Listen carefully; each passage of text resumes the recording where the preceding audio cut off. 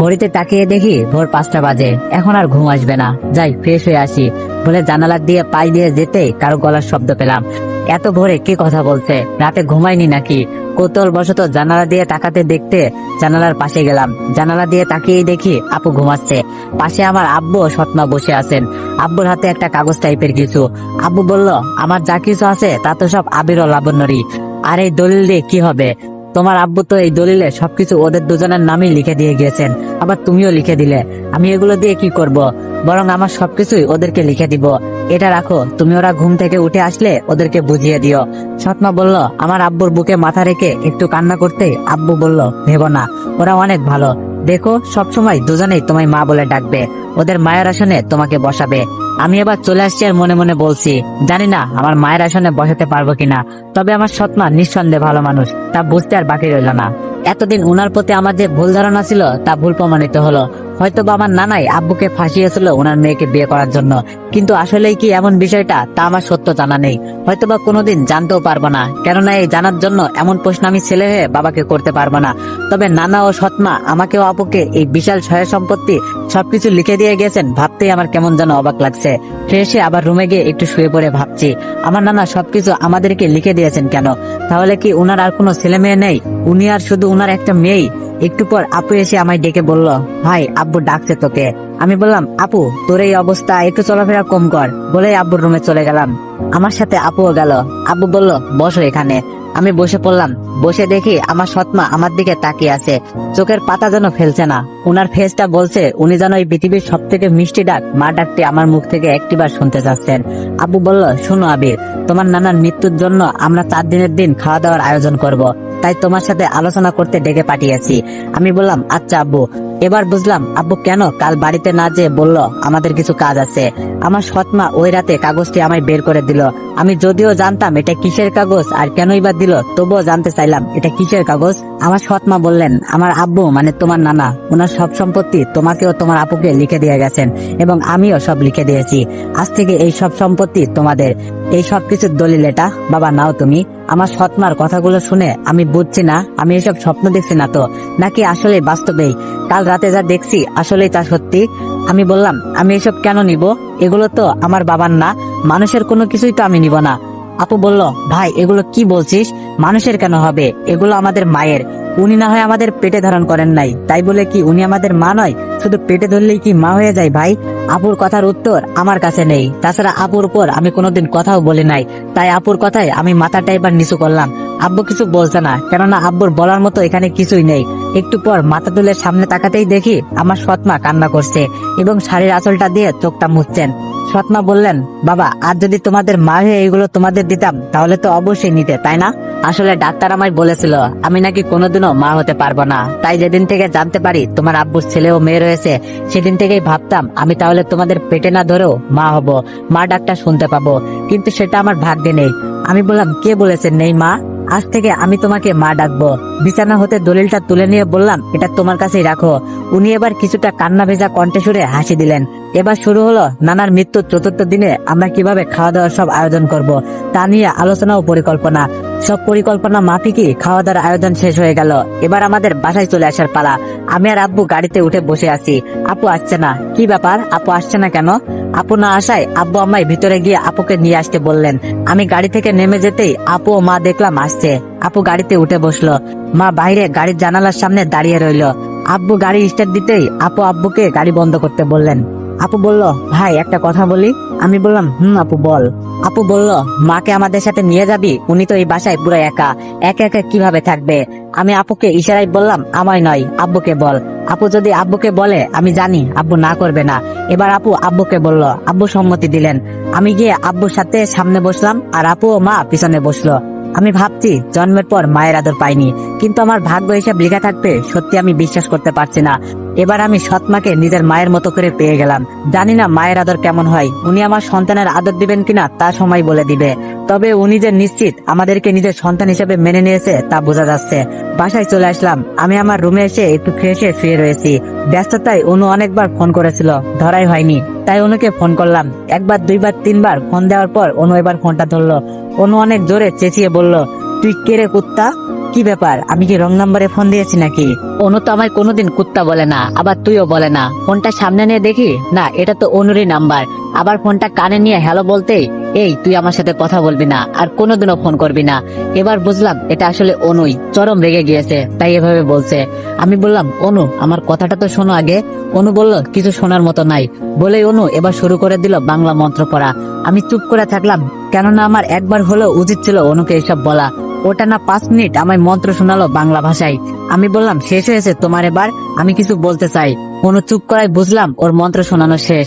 আমি বললাম, আমার নানা মারা গিয়েছে, ওনার বাসায় গিয়েছিলাম, তাই ফোনটা ধরা হয়নি। অনু বলল, ও সরি, আমি আসলে বুঝি নাই আবির, আমায় মাফ করে দিও। আমি বললাম, ইটস ওকে। মনে মনে বলছি, গরু মেরে জুতা দান করেছে। তবে অনু, তুমি থেকে তুই বলাই বেশ মজা পাইছি, ভালোই লাগছিল। ওকে তুই করে বলতে বললাম। অনু বলল, আগামী কাল থেকে কলেজ খুলবে, আর রেজাল্টও এই সপ্তাহে দিয়ে দিবে। কলেজে যাবি? আমি বললাম, না তুই যা, আমি 1-2 সপ্তাহের মতো কলেজে যাব না, কিছু কাজ আছে, শেষ হলে তবে যাব। অনুর সাথে অনেকক্ষণ কথা চললো এবং ঘুমিয়ে পড়লাম। এতদিন পর্যন্ত প্রতিদিন সকালে ঘুম ভাঙতো হয় আপুর ডাকে, নয় অনুর ফোনে। কিন্তু আজ ঘুম ভাঙলো আমার সৎ মায়ের ডাকে। সৎ মা বললেন, ওঠো, অনেক বেলা হয়েছে, এই নাও কফি, আর কিছু মনে করো না কফিটা ভালো না হলে। আমি উঠে কফির মগটি হাতে নিলাম। উনি আমার বিছানা সহ পুরো ঘরটা গুছাতে লাগলেন। কফির মগে চুমুক দিতে আজ ছাদটা অন্যরকম লাগছে। প্রতিদিন আপু না হয় আব্বু কফি বানায়, আজ মনে হয় মা বানিয়েছে। তবে কফির স্বাদটা নিয়ে বুঝলাম আব্বু কেন এত সুন্দর রান্না পারেন। আমি বললাম, মা থাক না, এগুলো আমি গুছিয়ে নিব, আপনি যান। সৎমা বললেন, একটা কথা বলবো বাবা। মা বললেন, একটা কথা বলবো বাবা। আমাকে আপনি করে নয়, হয় তুমি করে, না হলে তুই করে বইল। আমি বললাম, আচ্ছা তুমি করে বলবো, কিন্তু কিন্তু কি বলো? আমাকেও যে একটু আগে তুমি করে বলা হলো, তা বলা যাবে না, তুই করে বলতে হবে। মা বলল, আচ্ছা আচ্ছা ঠিক আছে, তাই বলবো। কিছুক্ষণ কথা হওয়ার পর উনি বাইরে গেল। আসলে মায়ের আদরটা কি জিনিস তা আমি আজ একটু বুঝলাম। সত্যি নিজের মায়ের আদর না পেয়ে এমন একজন সৎ মায়ের কাছে এমন মায়ের আদর পাবো তা কোনোদিন ভাবিও নাই। আমি উঠে ফ্রেশ হয়ে সকালের নাস্তা খেতে টেবিলে গেলাম। মা সব পরিবেশন করছে। চেয়ারে বসে সামনে তাকাতেই দেখি আপু একটা চিৎকার করলো। মা ও আমি দৌড়ে আপুর কাছে যেতে মা বলল, তাড়াতাড়ি গাড়ি বের করো, লাবণ্যকে হাসপাতালে নিতে হবে, ও মা হতে চলেছে। আব্বু চেঁচামেচি শুনে দৌড়ে আসলেন এবং গাড়ি বার করলেন। আপুকে নিয়ে হাসপাতালে চলে গেলাম। ডাক্তার আপুকে অপারেশনের জন্য ভিতরে নিয়ে গেল। আমি, আব্বু আর মা বাইরে বসে রইলাম। কিছুক্ষণ পর ডাক্তার বের হয়ে বললেন, সাকসেসফুল, মা ও ছেলে দুজনেই ভালো আছে। ভিতরে গিয়ে সবার আগে আমি ভাগ্নেকে কোলে তুলে নিলাম। মাম্মা দেখি পুরোই রাজকুমার আর পুরোই মাসুদ ভাইয়ের কফি। হাই ভাগ্নে, হাই ভাগ্নে বলাই আমার শরীরে সব কাপড় নষ্ট করে দিল, আমার শার্টে দিল প্রসাব করে। মা এসে ভাগ্নেকে নিয়ে বলল, তুই যা, জামাটা একটু ধুয়ে আয়। জামাটা একটু ধুয়ে ফেলার জন্য ওয়াশরুমে যেতে অনু ফোন করলো। এক হাতে জামাটি ধুচ্ছি আর অন্য হাতে কল রিসিভ করে অনুকে হ্যালো বললাম। অনু বলল, আবির তুমি কোথায় আছো? আমি এখনই তোমার সাথে দেখা করতে চাই। আমি বললাম, এভাবে কেন বলছো, কি হয়েছে অনু? অনু বলল, আব্বু মিতুর ভাই মাসুদ ভাইয়ের সাথে আমার বিয়ে ঠিক করে ফেলেছে আবির, আমি এই বিয়ে করতে পারবো না, আমি হয় তোমাকে বিয়ে করব, না হয় মরবো। অনুর কথা শুনে আমি যেন আকাশ থেকে পড়লাম। অনু এটা কি শোনালো আমায়? আমি এই আনন্দের দিনে এটা শুনবো কল্পনাও করি নাই। মাসুদ ভাই অনুকে, মাসুদ ভাইয়া অনুকে বিয়ে করবে, এটা আমি কি শুনলাম? মাসুদ ভাইয়ার ভিতরের রূপটা এমন, সত্যি ভাবা যায় না। সি, ওয়াশরুম হতে চলে এসে আব্বু মাকে বললাম, আমার একটু দরকারে বাইরে যাচ্ছি, একটু পর ফিরবো, বলেই চলে আসলাম। আপুর সুখের সংসারে একমাত্র আমার জন্যই আগুন লেগেছে। সংসারটি ভেঙে গেলেও আপু এখনো মাসুদ ভাইয়াকে ডিভোর্স দেয়নি। পথ চেয়ে বসে আছেন মাসুদ ভাইয়ার, উনি কবে যেন এসে ওকে নিয়ে যাবে। আমি জানি আপু মাসুদ ভাইয়াকে কতটা ভালোবাসে। মাসুদ ভাইয়ার থেকে আপু দূরে আছে ঠিকই, কিন্তু আমার মনে হয় না মাসুদ ভাইয়ার প্রতি আপুর ভালোবাসা একটুও কমে গিয়েছে। বরং আজও দেখি আপু মাঝে মাঝে ওনার জন্য কাঁদে। আজ যদি মাসুদ ভাইয়া অনুকে বিয়ে করে নেয়, আপু তাহলে সত্যি পাগল হয়ে যাবে। আপু এই কষ্ট কিছুতেই সহ্য করতে পারবে না। না, এ হতে পারে না। আমার জীবন থাকতে আমি এটা হতে দিব না। প্রয়োজনে মৃত্যুর পা ধরবো, ও যেন মাসুদ ভাইয়াকে সব সত্যি খুলে বলে, তবু আমি এটা হতে দিব না। অনুকে ফোন করে আসতে বললাম। আমি হন্য হয়ে দৌড়ে গেলাম। অনু দেখি আমার আগে গিয়ে বসে থেকে বাদাম খাচ্ছে। আমি বললাম, অনু তুমি ফোন করে এগুলো কি বললে, তা কি আসলে সত্যি? অনু বলল, সত্যি। আমি বললাম, না এ হতে পারে না, এটা কোনোদিনও হতে পারে না। তুমি মাসুদ ভাইয়াকে কোনোদিনও বিয়ে করতে পারো না। আমি তোমায় মাসুদ ভাইকে বিয়ে করতে দিব না, কোনোদিনও না। অনু কিছু না বলে একটা মুচকি হাসি দিল। অনু হাসছে কেন আমি বুঝলাম না, অবাক হয়ে ওর দিকে তাকালাম। অনু এবার বলল, এত ভালোবাসা আমায় এতদিন বলো নাই যে? আমি জানতাম তুমি আমাকে ভালোবাসো, তাই আজ পরীক্ষা করতেই আমি এসব বলেছি। আমি কেন মাসুদ ভাইয়াকে বিয়ে করতে যাব? আবির প্লিজ, আমি চাই তুমি এই 3টি ওয়ার্ড সর্বপ্রথম তোমার মুখ দিয়ে আমাকে বলো, বলো প্লিজ। আমি আর নিজেকে সামলাতে পারলাম না, পরপর অনুর গালে 2টা থাপ্পড় বসিয়ে দিলাম। আমি বললাম, ভালোবাসা কখনো পরীক্ষা দিয়ে হয় না, কাউকে বিশ্বাস করতে হলে তার বিশ্বাসকে ভরসা করতে হয়। ভালোবাসার পরীক্ষা নেওয়ার জন্য তুমি এতটা নিচ হবে এমন উপায় বেছে নিবে? কি অনু, আমার ভাবতেও অবাক লাগছে। আমি বললাম, সেই এইটুকু থেকে আপু আমায় কোলে পিঠে বাবা মায়ের আদরে বড় করেছে, আর তুমি কিনা পরীক্ষা হিসেবে আমার আপুর ভালোবাসাটাকে বেছে নিলে। আর শুনে রাখো, মাসুদ ভাইয়ের সাথে তোমার বিয়ে হতে পারে না। এই কথাটা তোমাকে ভালোবেসে নয়, আমার আপুর সংসার আর তার সন্তানের ভবিষ্যতের কথা মাথায় রেখে বলছি। আমি তোমায় ভালোবাসি না, তোমার মতো মেয়েকে ভালোবাসাও পাপ। আমার রাস্তায় আর কোনোদিন তুমি আসবে না বলে আমি বাসায় চলে আসলাম। আসলে মেয়েরা যে নিজেদের কিভাবে এতটা নিজ মনোভাব হবে অনুর ভাবি নাই। বাসায় এসে দেখি হাসপাতাল হতে বাসায় এখনো কেউ ফিরে নাই। আমি বিছানায় গিয়ে শুয়ে রইলাম। একটু পর সবাই আসলো। আমি গিয়ে আমার ভাগ্নেকে কোলে তুলে নিলাম, আদর করতে লাগলাম। অনেক কিউট ও মায়াবী আমার ভাগ্নে। এক সপ্তাহ পার হয়ে গেল, উনি একটু বারের জন্য আমাকে ফোন করলো না। আমি ওকে ফোন করিনি, হয়তো কোনোদিনও দিবও না। একদিন আব্বুকে ডেকে বললাম, আব্বু, আমাদের এই সম্পদ আছে বলে আমরা এভাবে বসে থাকলে একসময় সবটা ফুরিয়ে যাবে, তাই আমি আর লেখাপড়া করব না, এবার বিজনেসের জগতে পা রাখবো। আব্বু আমাকে বলল, আচ্ছা ঠিক আছে।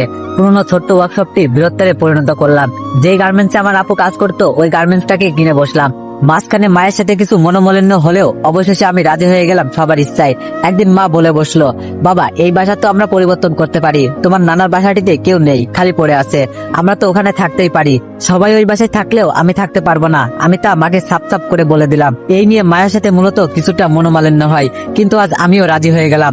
এই ছোট্ট বাহারটি ভাড়াটে করে দিয়ে নানার বাসায় পাড়ি জমালাম। আজ আমার জীবনের সবকিছুই পরিবর্তন হয়ে গিয়েছে। সারাদিন অফিস করে বাসায় এসে ভাগ্নের সাথে আনন্দ দুষ্টুমিতে মেতে উঠতাম। আজ আমার নামটি দেশের নামকরা স্বল্প বয়সী বিজনেসম্যানের মধ্যে যোগ হয়েছে। বাড়ি গাড়ি এমনকি নামের সাথে অফিসের কর্মকর্তারা চৌধুরী যোগ করে ডাকেন।